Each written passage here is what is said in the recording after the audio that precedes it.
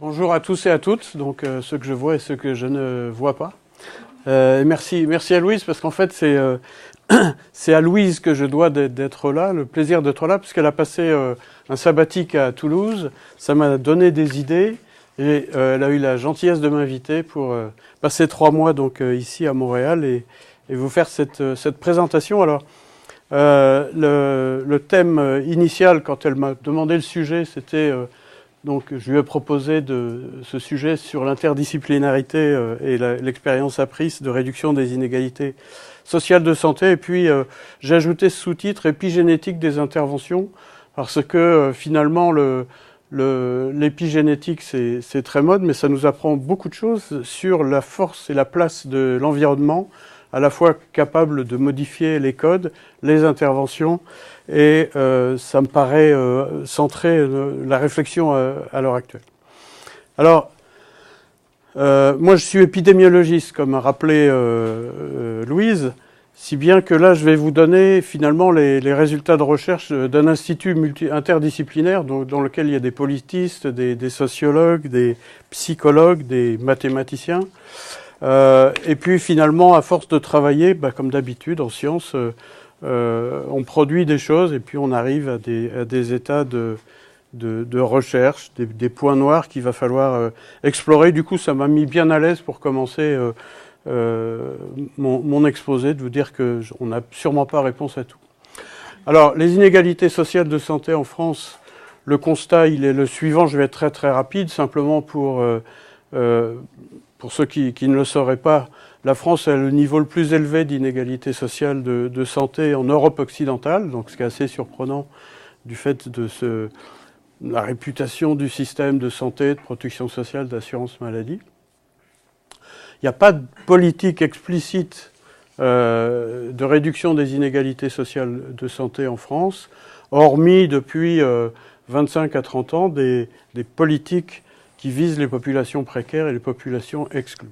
Et puis il y a un virage vers la fin de la première décennie du XXIe siècle, avec cette question des inégalités sociales de santé qui vient explicitement dans le deuxième plan cancer, qui était un plan présidentiel, donc un plan qui pesait. Et vers 2009-2010, un rapport du Haut Conseil de la santé publique qui insiste sur cette question. Et les agences régionales de santé, un peu à leur grande surprise, voient arriver comme parmi leurs priorités la réduction des inégalités sociales de santé. Donc un moment où le virage vers l'intervention se dessine assez rapidement. Et si j'ai mis rôle de la recherche, c'est que la mise en place de cet objectif est un peu particulière. On doit s'en réjouir en tant que chercheur. Les chercheurs ont joué un grand rôle pour mettre cette question des inégalités sociales de santé sur l'agenda. Le prix à payer, c'est qu'en fait, il n'y a pas de débat social. Autrement dit, c'est un débat d'experts, mais qui n'est pas repris dans la société, qui n'est pas porté, et qui du coup est assez fragile aujourd'hui, bien que les idées, les paradigmes de réflexion sur la santé aient changé entre-temps. Alors à peu près à la même période, fin des années donc vers 2009-2010, en provenance donc d'ici, du Canada, est venue cette notion de recherche interventionnelle. Alors c'est toujours un petit peu curieux, il faudrait en faire l'historique. Il y a toujours eu en France une recherche-action qui a toujours existé, pas nécessairement sur la réduction des inégalités sociales de santé, mais en particulier sur la lutte contre la précarité, contre l'exclusion. Mais cette intervention extérieure des collègues canadiens venant promouvoir une recherche interventionnelle a été, je crois, décisive. Donc vous connaissez tous la définition, bien sûr. C'est la production de connaissances sur la base de méthodes scientifiques, qui soient directement des interventions ou pas, pour modifier l'état de santé dans la population. Donc ce terme de recherche interventionnelle a été important parce que d'une certaine façon, je pense, il s'est inscrit dans un mouvement politique à un moment donné qui était l'objectif de réduire les inégalités de santé et venir, je crois, offrir un débouché avec la caution scientifique de vous-même, de nos collègues canadiens. Et donc, depuis, cette recherche interventionnelle s'est ancrée dans le paysage. Il y a des appels d'offres de l'Institut de recherche en santé publique, il y a une action coordonnée de recherche interventionnelle, et c'est quelque chose qu'on peut revendiquer comme un axe de recherche qui n'a pas toujours été le cas. Alors 2 mots sur les interventions, parce qu'il y a un débat, et là il y a beaucoup de travaux de recherche à mener. Implicitement, je crois qu'en tout cas en France, et quand même assez largement dans la littérature internationale, le terme intervention renvoie à une génération qui est celle de la recherche clinique, autrement dit l'essai thérapeutique, avec son évaluation qui est l'essai randomisé contrôlé, avec 3 caractéristiques principales. Ce sont des interventions qui ont une durée limitée dans le temps, quelques semaines, quelques années, visant une population bien définie, une population ciblée, et puis une intervention qui est isolée, bien cadrée, bien définie, qui n'interfère pas avec le contexte alentour, qui a d'ailleurs été la façon dont les Pays-Bas, qui avaient mis sur l'agenda de recherche la réduction des inégalités sociales de santé, ont développé un certain nombre d'essais randomisés sur des populations ciblées. Je me souviens des travailleurs turcs qui ramassent les déchets à Rotterdam. Donc vous voyez des populations ciblées, une petite intervention avec une référence à la recherche clinique. En réalité, bien sûr, vous le savez, les interventions telles qu'on les conçoit sont beaucoup plus larges dès lors qu'il s'agit de réduire les inégalités sociales de santé ou plus largement en santé publique. Donc il y a un certain nombre d'interventions locales, et je fais ce préambule parce que la fin de mon exposé va surtout porter sur certaines interventions locaux régionales, mais il ne faudrait pas oublier que dans les interventions, il y a des politiques publiques, il y a une intervention au niveau national, voire international, et que l'une ne se conçoit pas sans l'autre. Moi, je fais beaucoup de bateaux. Ce serait comme si on essayait d'écoper un bateau dans lequel il y aurait une énorme brèche. On ne peut pas concevoir des interventions locales et des politiques publiques qui feraient le contraire. Et donc, dans notre laboratoire, donc Louise l'a rappelé, il y a effectivement des moyens d'intervenir au niveau national, j'en parlerai pas, mais il y a tout ce travail alors les Anglais les Américains disent conceptual learning, donc on pourrait dire advocacy, si j'apprenais à parler français, ça serait bien. de plaidoyer, voilà. De plaidoyer dont l'échelle de temps est à peu près est la décade, donc il faut avoir le temps, mais on avance. Si j'avais le temps, j'aurais pu vous parler de l'évolution du programme national nutrition santé, qui en est à sa 4e édition, et on voit très nettement, c'est extrêmement encourageant, que de l'ignorance totale des inégalités de santé, on arrive à la 4e version à des politiques qui sont susceptibles de les réduire. Donc il y a vraiment cet aspect de politique publique dont je ne parlerai pas. Alors le deuxième élément en santé publique, c'est que à la différence d'un essai thérapeutique, et on y reviendra tout à l'heure, dans lequel on fait énormément d'efforts pour décontextualiser l'intervention, bien entendu, en santé publique, toute intervention survient dans un contexte, dans un système social, culturel, politique, et finalement, on introduit quelque chose de nouveau qui va interagir avec le contexte et donc modifier le système. Et donc on est dans quelque chose qui est beaucoup plus compliqué que l'essai thérapeutique, ce qui veut dire que les modalités d'évaluation vont être infiniment plus compliquées que l'essai thérapeutique. Alors je sais que l'essai thérapeutique, c'est compliqué. Ce sont des méthodes, mais tout de même, ce sont des méthodes qui sont bien balisées. On va se retrouver ici dans une difficulté supplémentaire parce que le système est complexe.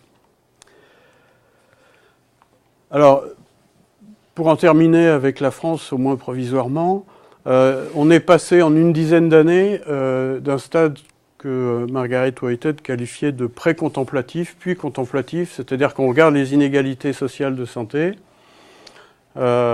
Contemplatif, ça veut dire qu'on sait à peu près ce qui se passe, mais qu'on ne fait pas grand-chose. Donc on a progressé doucement, et je dirais aujourd'hui qu'on est à ce stade d'action isolée d'un côté, et puis d'action plus structurée qui se cherche au niveau national. Mais enfin, la mise en cohérence d'une politique avec des programmes locaux est encore balbutiante. Et puis il y a des enjeux pour les prochaines années qui sont la place des nouvelles technologies. Donc j'ai discuté avec un certain nombre d'entre vous des big data, et je crois que lorsqu'on s'intéresse aux inégalités sociales de santé et à leur réduction, il y a des enjeux de connaissances autour des big data qui sont importantes, on pourra peut-être en parler. Et puis il y a cette notion d'universalisme proportionné qui est pour le moment une belle idée théorique portée par la Commission des déterminants de santé de l'OMS, mais qui n'a pas d'application pratique, au moins explicite, encore qu'on puisse trouver des exemples où, un peu par hasard, on puisse la décrire. Alors l'expérience dont je vais vous parler, donc c'est le projet APRIS. Donc on est en 2010, et puis on sort de la phase contemplative. Essentiellement les autorités de santé se tournent vers nous implicitement en disant bon, vous avez montré qu'il y a des inégalités sociales de santé, maintenant qu'est-ce qu'on fait en attendant la solution qui va être la politique qui va tout résoudre. Et donc on a décidé à ce moment-là de s'engager dans les interventions, et l'analyse qu'on a fait et qui a conduit au programme dont je vais vous parler rapidement, c'était la chose suivante, c'est que de la même façon qu'il y a de la santé dans toutes les politiques, il y a des inégalités sociales de santé dans toutes les politiques, pour des raisons simples. Donc on a montré de façon très très convaincante que les déterminants des inégalités de santé de la santé sont extrêmement nombreux dans tous les domaines. On a ajouté une complexité supplémentaire sur laquelle nous on a pas mal travaillé, qui était qu'en fait ces inégalités de santé se construisent tout au long de la vie, et notamment dans la première enfance. Et donc, elles concernent l'ensemble de la population. Donc, autrement dit, la notion de public cible, d'intervention ciblée telle qu'on la connaissait, chère aux épidémiologistes, n'est plus possible. Et on est face à une myriade d'interventions. Qui plus est, la situation française, donc avec un niveau d'inégalité de santé particulièrement élevé, illustre très bien la seconde affirmation, qui est que les actions de prévention, les innovations, un système de santé qui ignore les inégalités sociales de santé, en fait, contribuent en réalité à les aggraver. La France en témoigne. Et puis, les inégalités sociales de santé témoignent peut-être d'un défaut de qualité du système de santé, qui est quelque chose qui n'est pas vraiment pensé dans notre système. Autrement dit, ayant mesuré l'ensemble des conséquences de ces constats, qui étaient le constat de la littérature, bien il apparaissait que ajouter un programme de plus n'avait pas d'intérêt.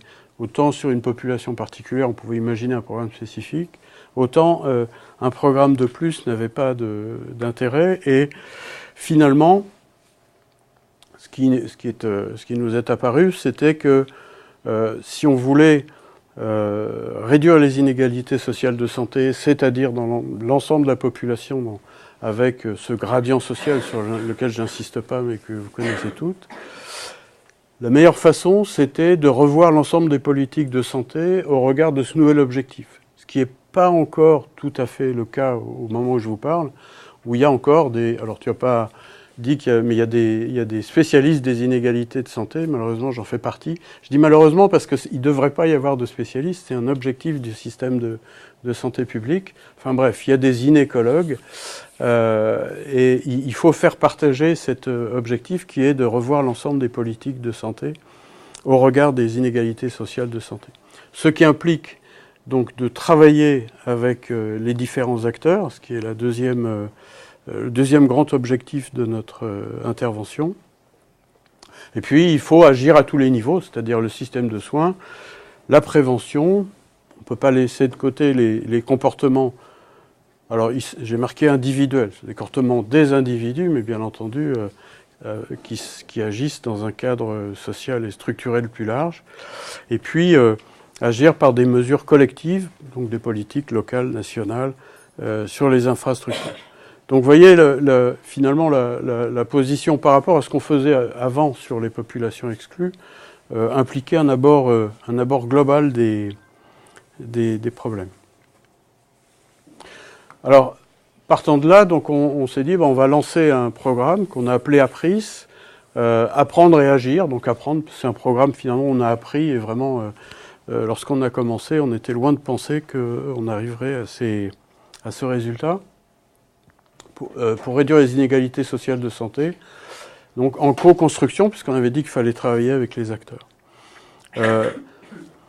Ce programme, on pourrait le qualifier d'évaluation d'impact sur les inégalités sociales de santé, de projet de prévention et de promotion de la santé. Autrement dit, on a contacté un certain nombre de porteurs de projets de prévention ou de promotion de la santé, et avec la proposition de travailler avec eux, donc entre chercheurs et acteurs, de travailler avec eux pour analyser leurs programmes, les modifier, apporter un certain nombre de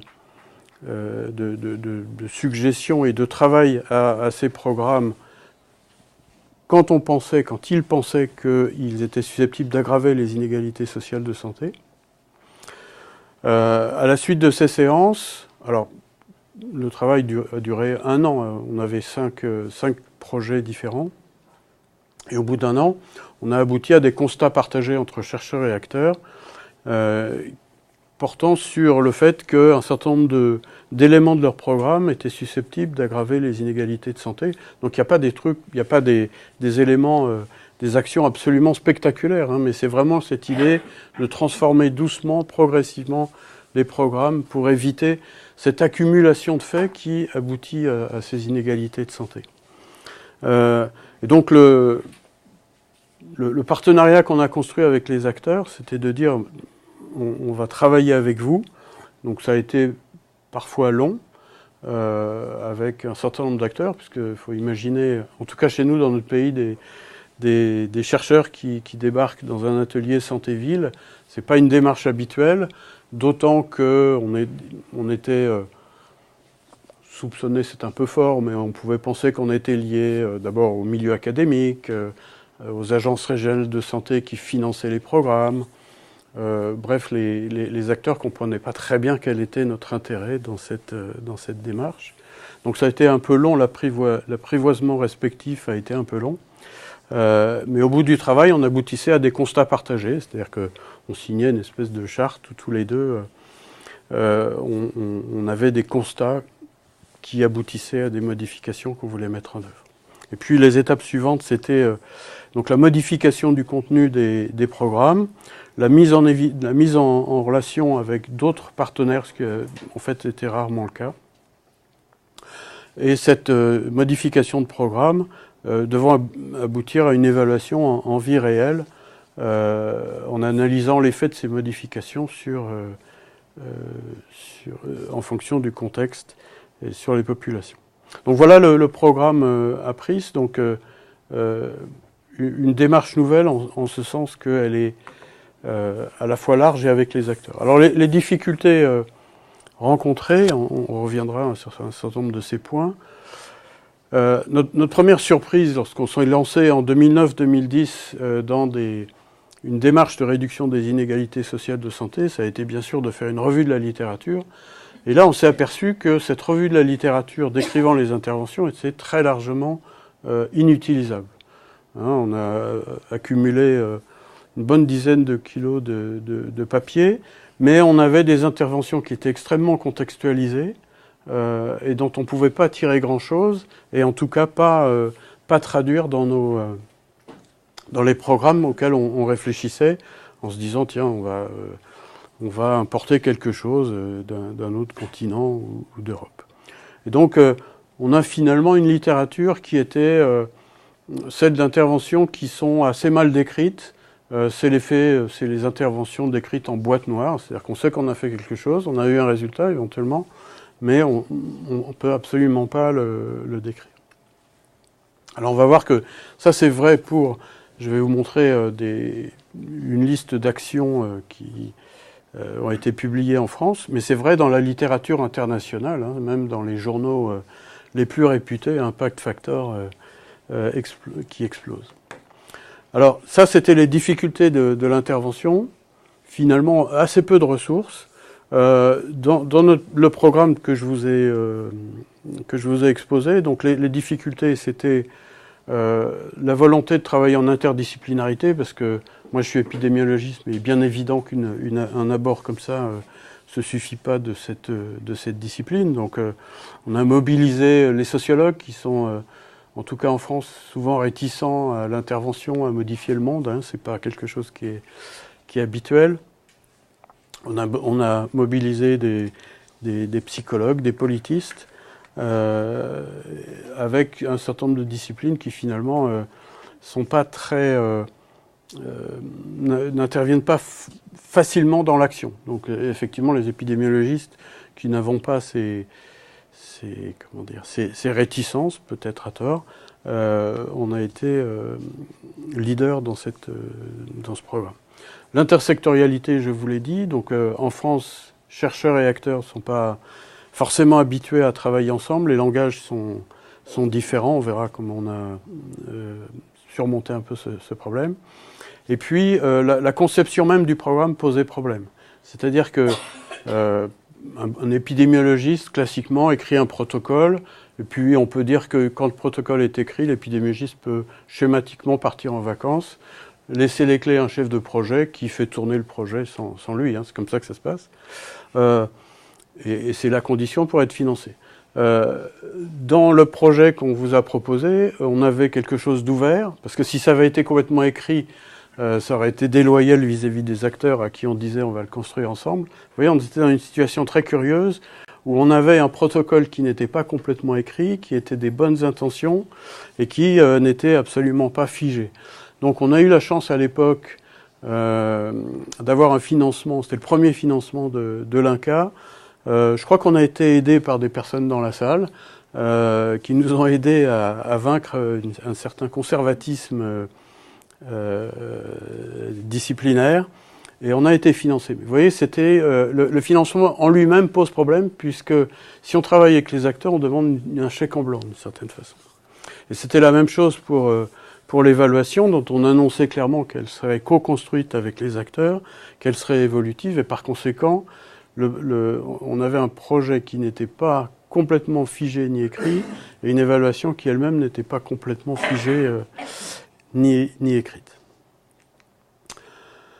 Alors je vous disais tout à l'heure que, et ça nous motive beaucoup pour travailler avec les acteurs, les interventions sont pauvrement décrites dans la littérature internationale de haut niveau, et puis sur le terrain, ce qu'on voit, c'est qu'il y a une énorme créativité, comme ici je suppose, hein, avec des acteurs qui imaginent des tas de programmes de prévention.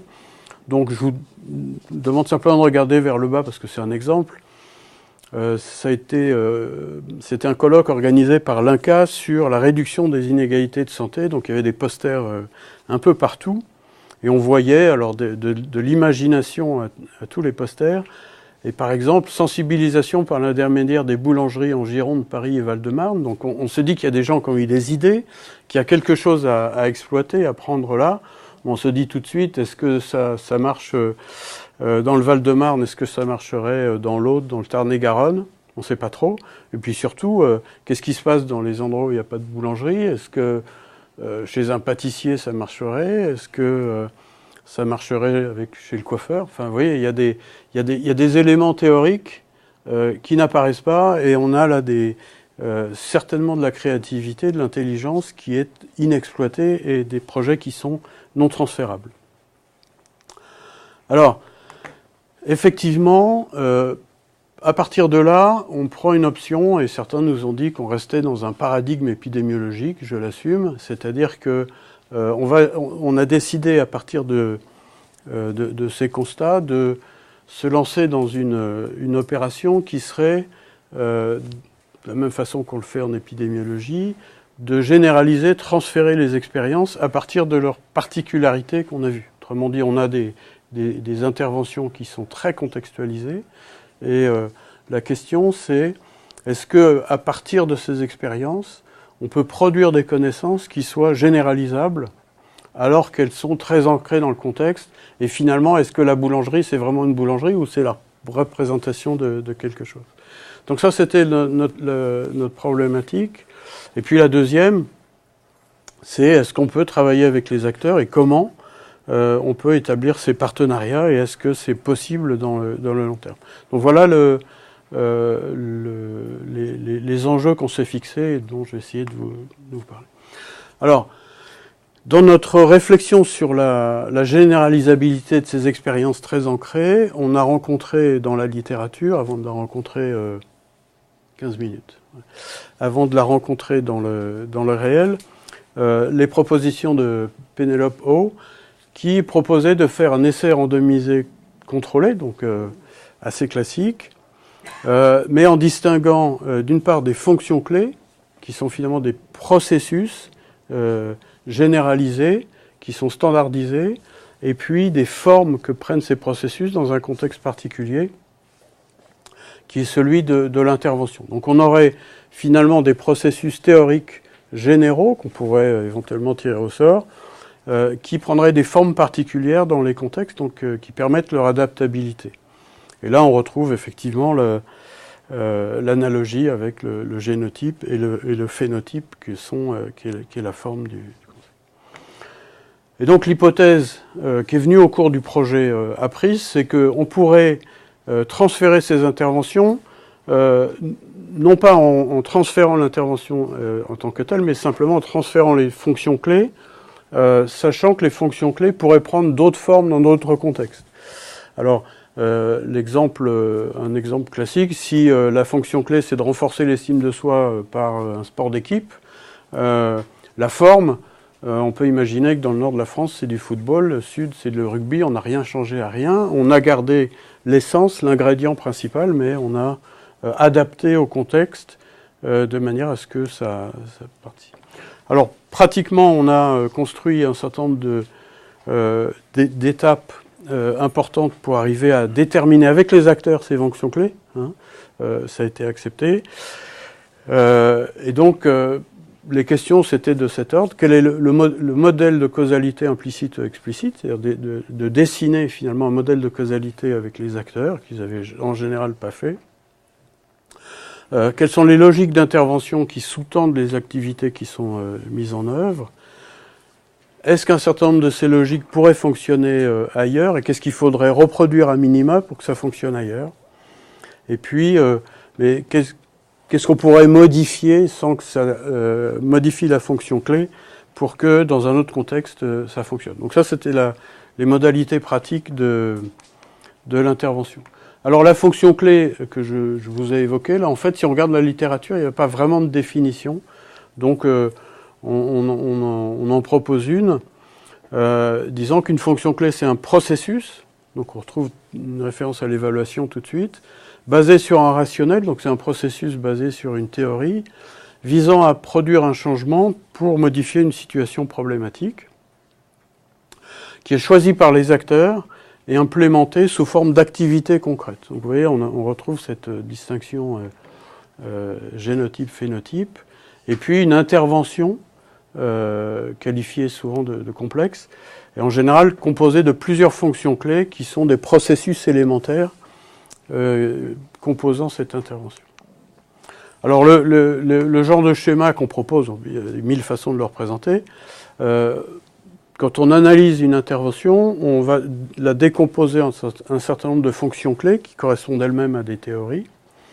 Ces fonctions clés s'expriment dans des activités qui sont spécifiques à un contexte, qui entraînent des effets, et le tout se situe dans un contexte général, contexte qui va déterminer le choix des fonctions clés, le choix de la forme et puis l'efficacité de ces différentes activités, avec une rétroactivité, mais on en parlera un peu plus tard. Alors j'ai beaucoup parlé de contexte dès le début.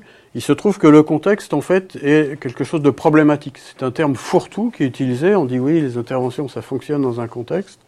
En réalité,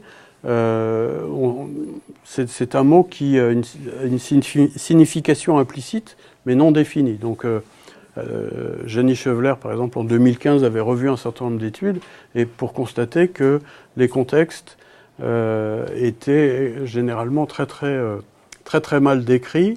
Alors, un certain nombre d'auteurs insistent sur la dynamique sociale, la place des interactions sociales, hein, c'est la théorie de l'acteur réseau, beaucoup.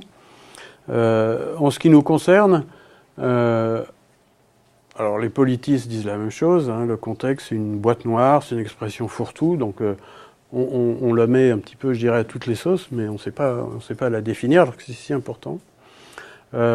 Et un sociologue français qui s'appelle Lahire insiste sur le fait que les contextes, la première des choses à faire, c'est peut-être de la définir suivant différentes focales, suivant lesquelles nos interventions se placent. Donc il y a des focales très micro-sociales, des focales nationales, internationales, méso-sociales. Et probablement, ce qu'on essaye de faire, là que j'ai listé un certain nombre de points, c'est on ne va pas décrire le contexte de façon définitive, peut-être arriver en travaillant à une méthode d'élaboration de quelque chose qui aiderait les chercheurs à définir un contexte au lieu d'employer un mot creux. Donc ça, c'est simplement pour vous montrer le résultat du travail avec des acteurs, hein, avec des fonctions clés, par exemple ici, le renforcement des individus, le renforcement de la communauté, qui passe par une affirmation assez large qui est la fonction clé. En orange, sa réalisation concrète dans un contexte particulier. Donc ça, c'est le schéma général, et vous avez la référence si vous voulez regarder plus loin.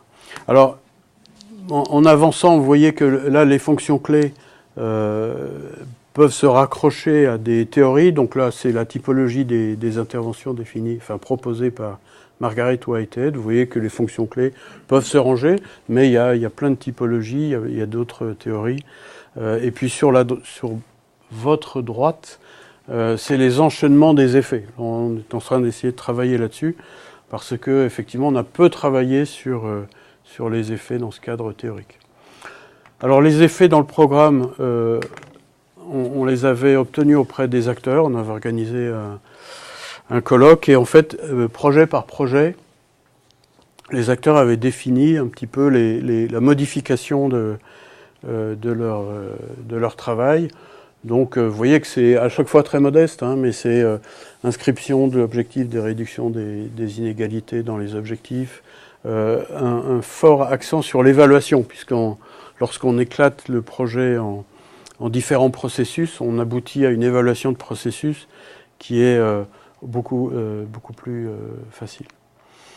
La collaboration avec les chercheurs, ça s'est avéré profitable. Donc ça, c'est un dessin qui a été fait parce qu'on a une chercheuse qui a fait un certain nombre de congrès avec une des actrices d'un projet. Et il y avait un caricaturiste dans le fond de la salle qui a donné ses impressions au vu de ce qu'il entendait. Donc en fait, on a établi des collaborations de recherche avec les acteurs sur d'autres questions. Donc ça, c'était un point positif. Alors ensuite, on s'est demandé si ce projet, il ne valait que dans la région du Sud-Ouest et s'il pouvait être utilisé dans d'autres contextes. Et donc on a travaillé avec des collègues de la Réunion qui avait en 2004-2005 développé un programme de prévention du diabète qui s'était avéré efficace dans cette communauté et dont on avait montré, enfin Adrien Fienu chez nous avait montré que 10 ans après la fin du programme, il y avait toujours dans le groupe intervention une efficacité. Donc c'était quelque chose qui était un programme de prévention intéressant. Et à l'époque, il y avait une tentative de transférer le programme en question dans une autre région de la Réunion, qui s'était avéré un demi-succès ou un demi-échec, comme vous voudrez. Et donc on s'est dit, finalement, analyser cette intervention avec ce modèle fonction-implémentation contexte, est-ce que ça va nous aider à réfléchir? Et donc on a reconstruit le modèle de causalité et les fonctions clés du programme avec les chefs de projet qui étaient toujours contactables. Donc c'est une approche rétrospective, discutée bien évidemment. Et on a abouti finalement à deux schémas de fonctions clés sur l'intervention initiale et l'intervention transférée pour voir si effectivement on apportait quelque chose. Donc les hypothèses initiales des accords, en dehors de tout schéma théorique, étaient qu'il y avait une différence dans la commune dans laquelle le transfert devait se faire qui était plus vulnérable, une population plus fragile, et puis des médiateurs de santé qui auraient été moins actifs. Donc c'était ça l'analyse. Et en fait, en utilisant notre modèle, on arrive à décomposer de façon un peu plus fine et de voir qu'il y avait des fonctions clés qui ont été abandonnées, donc la facilitation de l'accès à l'intervention par diverses méthodes, la diminution des tarifs des fruits et légumes qui était un aspect essentiel, et donc l'aspect structurel avait été gommé dans l'intervention transférée, et puis le lieu du dépistage aussi qui était important finalement pour construire l'aspect communautaire de la chose. Donc on avait, et là aussi les acteurs trouvaient cet abord particulièrement intéressant. Alors, j'ai pris cette photo au Japon parce que ça m'a frappé, cette jeune femme souriante qui fait, en France ça serait un bras d'honneur, je ne sais pas ici, mais avec un grand sourire. Et la question que ça pose, c'est finalement jusqu'à quel point il peut y avoir une transformation de la forme, jusqu'à quel point on peut transformer une fonction clé dans une activité particulière, 5 minutes. Et c'est la question qu'on se pose actuellement avec un programme qui s'appelle le programme Transferis, où on est en France donc un programme qui est national, créé par l'assurance maladie, puis qui est décliné dans toutes les caisses primaires d'assurance maladie. Alors évidemment, il est un petit peu adapté. La question qu'on s'est posée, c'est finalement quand on regarde ces déclinaisons de ce programme, est-ce que juste l'implémentation, la forme change et les fonctions clés ne sont pas modifiées? Donc là, c'est très très bien. C'est-à-dire, le football vient du rugby, c'est très bien. Mais est-ce que, à l'occasion de cette adaptation, finalement, ce sont les fonctions clés elles-mêmes qui sont transformées, et dans ce cas-là, le programme change d'économie, et ça n'est plus du tout le même programme. Donc, les résultats, je ne vous les donnerai pas aujourd'hui. C'est un programme qui s'appelle Bien manger et bouger dès l'école, qui vise les petits-enfants pour réduire l'obésité, qui prend effectivement des formes très différentes selon les trois terrains, et on s'aperçoit que, alors effectivement, en Ariège, il ne ressemble pas au Tarn-et-Garonne, mais au passage, les fonctions clés sont extrêmement différentes. Et lorsqu'on analyse ce programme sur la base de ces fonctions clés, on s'aperçoit que le programme a été adapté, mais ce faisant, ne répond pas du tout aux mêmes logiques d'intervention et aux mêmes théories. Alors, en réfléchissant dans le cadre de ce programme, on a un tout petit peu enrichi notre modèle, ce que j'appelais FIC'. C'est pas très compliqué, mais ça nous permet, à nous en tout cas, d'y voir un peu plus clair. Donc on va distinguer une forme observée, une forme théorique, avec deux processus, c'est-à-dire, jusqu'à présent j'ai employé le terme d'implémentation, mais en réalité il y a deux phases. La fonction clé, on a vu ce que c'était. La traduction, donc là c'était, on choisit le sport, hein, la forme théorique que va prendre la fonction clé. On va appeler ça la traduction. Et puis cette forme théorique, elle va être implémentée en réalité jusqu'à avoir une forme observée, et c'est là où on voit une dissociation entre ce qui devrait être, ce qui ne l'est pas, et puis l'efficacité qui est l'effet observé impacté par la forme observée. Alors le contexte, ça je crois que ça clarifie peut-être un peu les choses, hein. Le contexte va intervenir à 3 niveaux, à 4. Le choix de la fonction clé, contexte de la mise en œuvre du programme. La traduction, ça on en a déjà parlé. Le contexte va jouer beaucoup sur l'implémentation, c'est-à-dire quelle forme observée va être mise en place à partir de la forme théorique. Et bien entendu, le contexte va moduler l'effet de votre intervention et de ses activités. On est dans un système ouvert, donc l'intervention va modifier elle-même le contexte, c'est-à-dire le processus même de traduction et l'analyse qu'il entraîne va modifier le contexte socio-culturel, par exemple. La forme observée va modifier, de même que les faits vont modifier le contexte. Donc ça permet aussi là de revenir sur cette notion que j'avais annoncée au départ, de concevoir les interventions comme des éléments dans un système et de clarifier, évidemment, au prix d'une réduction. Alors, il reste beaucoup d'interrogations. Ce dont on est convaincu aujourd'hui, c'est que c'est une démarche qui est utile pour la réflexion et pour l'évaluation, puisqu'on met en jeu des processus qu'on va pouvoir évaluer plus facilement. Les questions qui demeurent, c'est quelle est la formulation des fonctions clés, jusqu'à quel point elles sont standardisées, est-ce que la formulation est stable. Je vous ai dit qu'on arrivait à distinguer les fonctions clés et les formes. C'est pas aussi simple, pas toujours aussi simple que ça. Alors j'ai mis Platon parce que moi je me croyais matérialiste, puis j'ai découvert que finalement j'étais devenu idéaliste. Enfin, je me situais dans la philosophie idéale, c'est-à-dire qu'il existe une forme théorique des interventions qui existe en dehors de l'intervention même. Et puis, alors ça c'est typiquement la philosophie de Platon, hein. Il y a un carré en dehors des carrés qu'on observe. Est-ce que c'est vrai, est-ce que c'est pas vrai? En tout cas ça aide à réfléchir. Quelle est la granularité des fonctions clés? Là aussi un travail, parce que si on prend Margaret ou Eten, on pourrait dire après tout que c'est 4 fonctions clés, mais ça ne suffit sans doute pas à avancer dans notre objectif de transférer les interventions. Donc quelle est la granularité? Comment définir ces fonctions clés?